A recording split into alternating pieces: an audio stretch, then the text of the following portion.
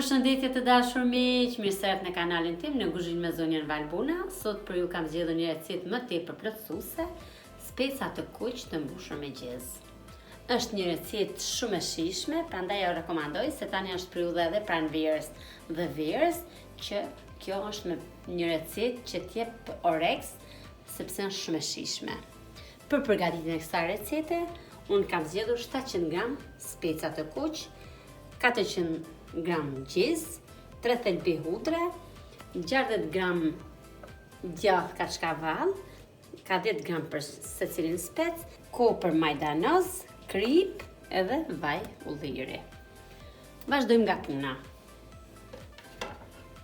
Pra thash është një recetë që bëhet shumë shpejt, mundet që mos të gatuajmë gjillë, pra ta kemi vetëm specat me gjizë dhe një sallatë të bollshme, që mund ta përgatisim me shumë përbërës, pra sallatë jeshile, rukula, kastravec, spec, domate, shumë përbërës dhe 2 speca me gjizë dhe e kalon drekën shumë mirë. Unë jo më kot e kam zgjedhur këtë tavë, sepse e kam zgjedhur në bazë të gjatësisë së specit, pra. Edhe speca që i kam zgjedhur fiks për tavën time. Në qoftë se ju do të gatuni më tepër, do t'i provoni siç i kam provuar unë për tavën që dëshironi, dhe në qoftë mund t'i vendosni edhe në anësore, nuk prish punë fare. Vazhdojmë nga puna. Kam marrë specën e kuq, sepse speca e kuq është shumë e ëmbël dhe ky spec përdoret më shumë tek fërgisat. Se sa speci e shill, mund ta bësh edhe me speci e shill, por ëmbëlsia nuk është kurrë si me specën e kuq. Prandaj ju rekomandoj specën e kuq. Do t'ja heqni edhe bërthamët. Nuk do t'ja prishni formën, pra. Dhe kështu veprojmë për gjithë specat, pra, siç më shikoni.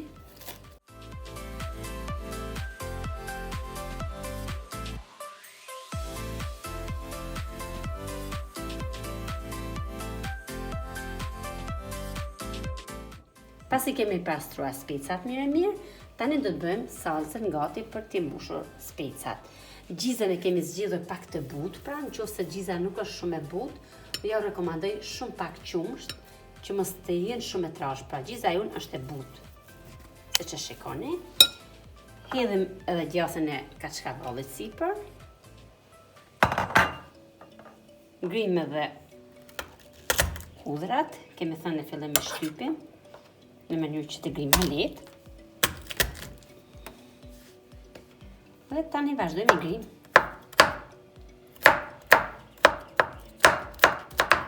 Pra pasi kemi prerimt, tani do ta hedhim tek gjiza. Do ta përdorim kopën. Kopën nuk do ta bëjmë shumë të imt, sepse i humbet aroma, por do ta grim.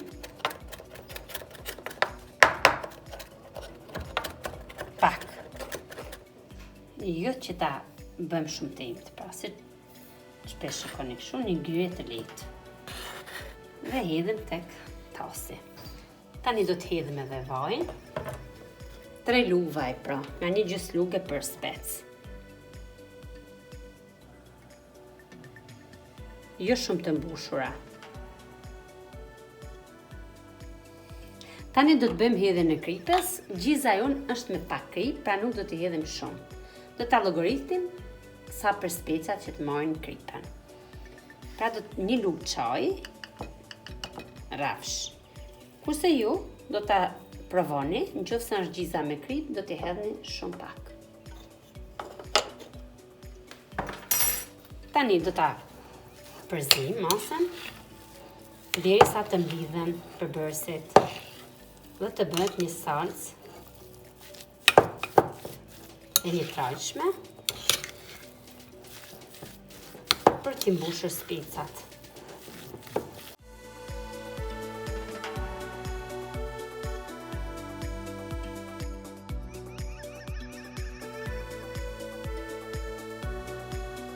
Ne kemi bërë gati, edhe specat janë gati, tani do të vazhdojmë me mbushjen.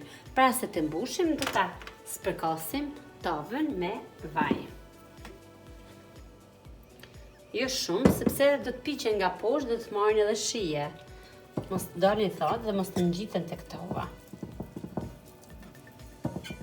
Tani vazhdoj mbushjen dhe mbushjen jo rekomandoj me lugë çaji, sepse bëni me kollaj, se sa lugë e madhe.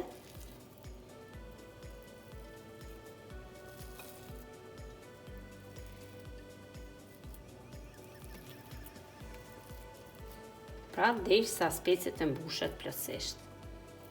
Dhe i vendosim tek tava në këtë mënyrë.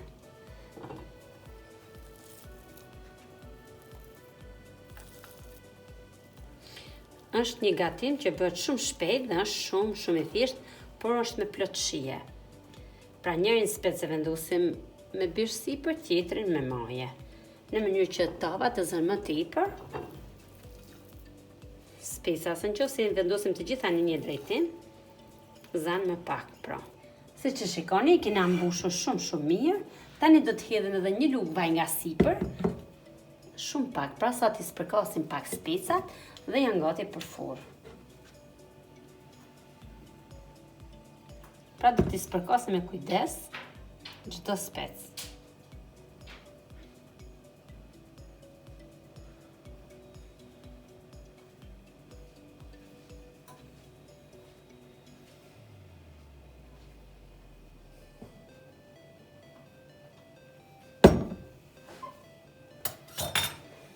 Tani kemi gati për furrë në temperaturën 220 gradë për 25 deri 30 minuta, por edhe do t'i shikojmë derisa të piqen nga sipër.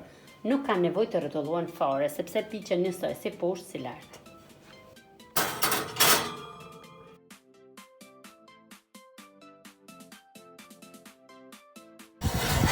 Pra si që shikoni, pas një gjysore, specat janë gati. Do të heqim nga furra. Janë pjekur shumë mirë, edhe aroma është perfekte.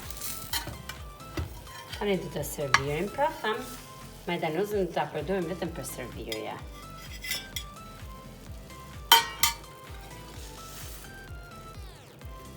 Tani do ta ngrim majdanozën.